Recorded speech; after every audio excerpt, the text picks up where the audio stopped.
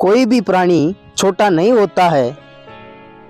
एक बार की बात है, किसी नदी के किनारे एक शहर बसा हुआ था। एक बार वहाँ बहुत बारिश हुई, जिससे नदी ने अपना रास्ता बदल लिया। इससे शहर में पानी की कमी होने लगी, यहाँ तक कि लोगों के लिए पीने तक का पानी न रहा। धीरे धीरे लोग उस शहर को छोड़कर जाने लगे और एक वक्त आया जब पूरा शहर खाली हो गया और वहाँ सिर्फ चूहे ही रह गए। चूहों ने वहाँ अपना राज्य बसा लिया। एक बार वहाँ की जमीन से पानी का एक स्रोत फूटा और वहाँ एक बड़ा सा तालाब बन गया। दूसरी ओर उस शहर से कुछ ही दूर पर एक जंगल था, जहाँ कई जंगली जानवर रहते थे। उन जानवरों के साथ कई हाथी भी वहाँ रहते थे, जिनका राजा था गजराज नाम का हाथी। एक बार की बात है, वहाँ भयानक सूखा पड़ा। सभी जानवर पानी के लिए हाहाकार मचाने लगे। भारी भरकम हाथियों की भी बुरी हालत हो चुकी थी। हाथियों के बच्चे बिना पानी के परेशान होने लगे थे। इतने में गजराज का दोस्त चील वहाँ आया और उसने खबर दी कि खंडेर बने शहर में एक पानी का तालाब है। यह सुनते ही हाथी अपने बच्चों और बाकी साथियों को लेकर शहर की तरफ चल पड़ा। कई हाथी उस ओर चल पड़े। रास्ते में चूहों का शहर भी है। उन विशाल हाथियों के पैरों तले कहीं चूहे दबकर मर गए। इतना ही नहीं, हाथी फिर उसी रास्ते से वापस आए और कहीं और चूहे फिर मारे गए। ऐसा कई दिनों तक चलता रहा और इस बात की खबर चूहों के राजा मुसकराज तक भी पहुंची। वो इस बात को लेकर बहुत चिंतित हुआ। उसके मंत्रियों ने मुसकराज को कहा, महाराज, आपको जाकर गजराज से इस बारे में बात करनी चाहिए। उसकी बात सुनकर मुसकराज गजराज के जंगल उससे बात करने गया।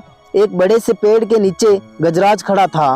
मुसकराज वहाँ सामने एक बड़े से पत्थर पर चढ़ गया और कहने लगा, गजराज को मेरा नमस्कार। मैं मुसकराज हूँ। मैं उस खंडेर बने शहर में अपनी प्रजा के साथ रहता हूँ। हाथी को मुसकराज की बात ठीक से सुनाई नहीं दे रही थी। वो थोड़ा नीचे झुका और चूहे की तरफ अपने कान करके बोला, हे नन्हे प्राणी, आप कुछ कह रहे थे, क्या आप फिर से कहेंगे? यह सुनकर मुसकराज ने फिर से अपनी बात दोहराई, मैं मुसकराज हूँ। मैं उस खंडेर बने शहर में अपनी प्रजा के साथ रहता हूँ।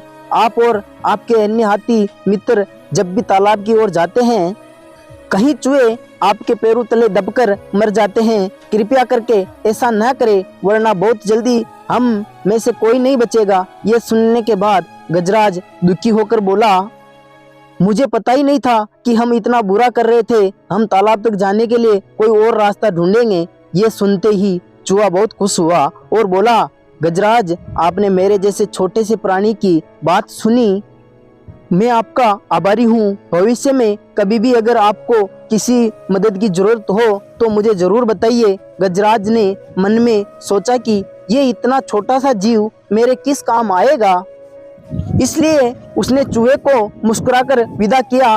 कुछ दिनों तक सब कुछ ठीक चल रहा था कि एक बार पड़ोसी देश के राजा ने अपनी सेना को मजबूत करने के लिए हाथी रखने का फैसला किया। राजा के मंत्री और उनकी सेना ने जंगल में कई हाथी पकड़े। हाथियों के पकड़े जाने की चिंता गजराज को सताने लगी।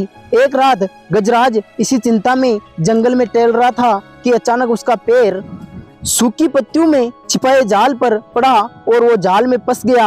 हाथी जोर जोर से चिंगाड़ने लगा, लेकिन कोई उसकी मदद के लिए नहीं आया। इसी बीच एक हिरण ने हाथी की आवाज सुनी। वो हिरण गजराज का बहुत आदर सम्मान करता था, क्योंकि एक बार गजराज ने हिरण को गड्ढे से निकालकर उसकी जान बचाई थी। गजराज को जाल में फंसा देख वो बहुत चिंतित हुआ और बोलने लगा, गजराज, मैं आपकी मदद के लिए क्या करूं? अपनी जान देकर भी मैं आपकी मदद करूंगा। गजराज ने कहा, तुम जल्दी से जाकर उस खंडेर शहर में रहने वाले मुसकराज को मेरी खबर दो। गजराज की बात सुनकर हिरण दौड़ता हुआ मुसकराज के पास गया और उसे सारा हाल बताया।